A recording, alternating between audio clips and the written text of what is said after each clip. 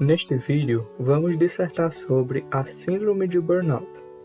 Burnout se refere à condição de alguém que se tornou fisicamente e emocionalmente cansado devido à exposição a trabalhos exaustivos por longos períodos de tempo.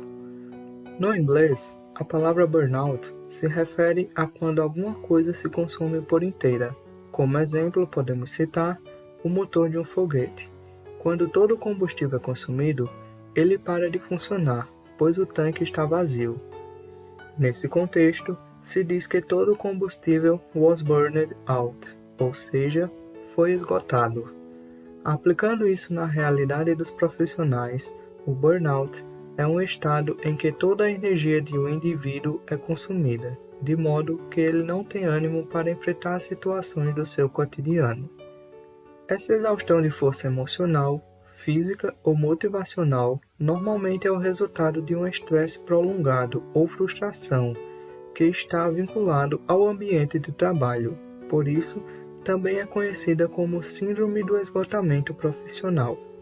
A Síndrome de Burnout foi definida pela primeira vez em 1974 pelo cientista alemão posteriormente naturalizado estadunidense Freudenberg. A princípio, a síndrome foi relacionada apenas em funcionários de clínicas médicas.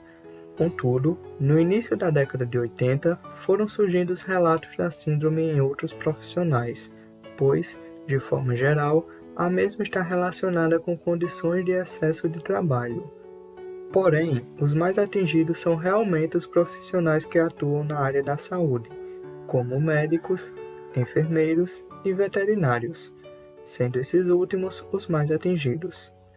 Os veterinários têm cerca de 3 vezes mais chances de desenvolverem a síndrome de burnout comparado com outras pessoas. Este fato pode ser explicado pela constante sobrecarga de trabalho que a classe enfrenta, bem como as más condições de trabalho que lhes são oferecidas, pois, na rotina clínica, é muito comum se observar o veterinário atendendo o paciente sem a presença de um auxiliar, onde o mesmo é responsável por fazer tudo, até mesmo enfrentar longos períodos de plantões sozinho, sem a presença de outra pessoa, apenas com os pets internados.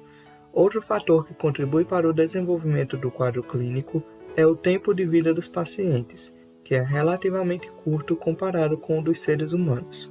Por exemplo, podemos citar um cachorro, que tem uma expectativa de vida média de aproximadamente 15 anos, ou seja, um veterinário, ao longo de sua carreira, pode acompanhar um animal desde o seu nascimento até o seu último suspiro.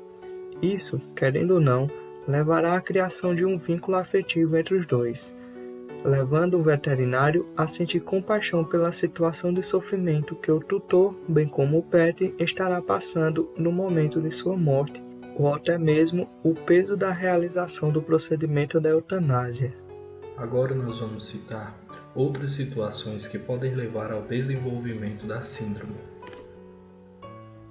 como por exemplo situações de frustração, sentimento esse que nos dá a impressão de que temos pouco ou nenhum controle sobre o nosso trabalho, falta de reconhecimento ou recompensa pelo mesmo, expectativas de trabalho pouco claras ou extremamente exigentes, trabalho de formas monótona ou sem desafios, estar em um ambiente caótico ou de alta pressão.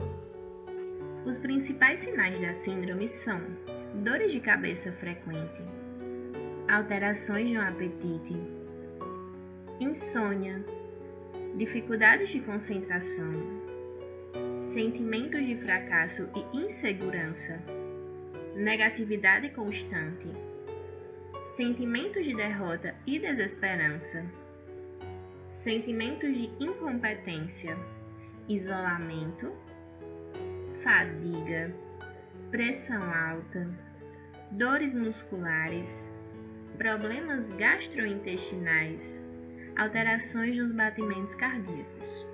Consequências.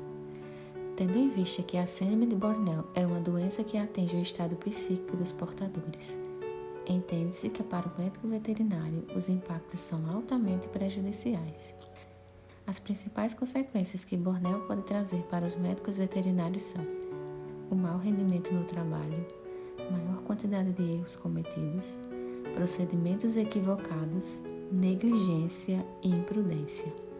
Todos esses quadros citados acabam agravando ainda mais o caso, visto que vão agir como estímulo positivo aos pensamentos perturbadores que o profissional está tendo. A seguir, vamos apresentar as fases da síndrome. Fase número 1. Dedicação intensificada, com predominância da necessidade de fazer tudo sozinho e a qualquer hora do dia. Fase número 2. Descaso com as necessidades pessoais, como comer, dormir, sair com os amigos, começam a perder o sentido. Fase número 3. Recalque de conflitos. O portador percebe que algo não vai bem, mas não enfrenta o problema. É quando ocorrem as manifestações físicas. Fase número 4. Reinterpretação dos valores. Isolamento, fuga dos conflitos. Fase de número 5. Negação de problemas. Nessa fase, os outros são completamente desvalorizados, tidos como incapazes ou com desempenho abaixo do seu. Os contatos sociais são repelidos, cinismo e agressão são os sinais mais evidentes. Fase de número 6. Recolhimento à aversão a reuniões, recusa à socialização, evitar o diálogo e dar prioridade aos e-mails, mensagens, recados e etc. Fase de número 7. Despersonalização. Momentos de confusão mental, onde a pessoa não sente o seu corpo como habitualmente. Pode se sentir flutuando ao ir ao banheiro. Tem a percepção de que não controla o que diz ou o que fala. Não se reconhece. Mudanças evidentes de comportamento. Dificuldades de aceitar certas brincadeiras com bom senso e bom humor. Fase de número 8. Tristeza intensa. Marcas de indiferença, desesperança e exaustão. A vida perde o sentido. Vazio interior e sensação de que tudo é complicado, difícil e desgastante. Fase de número 9. Colapso físico e mental. E fase de número 10. Esse estágio é considerado de emergência e a ajuda médica e psicológica se tornam uma urgência. Medidas de intervenção. Nesse contexto, intervenções psicossomáticas são de grande importância no manejo do distúrbio.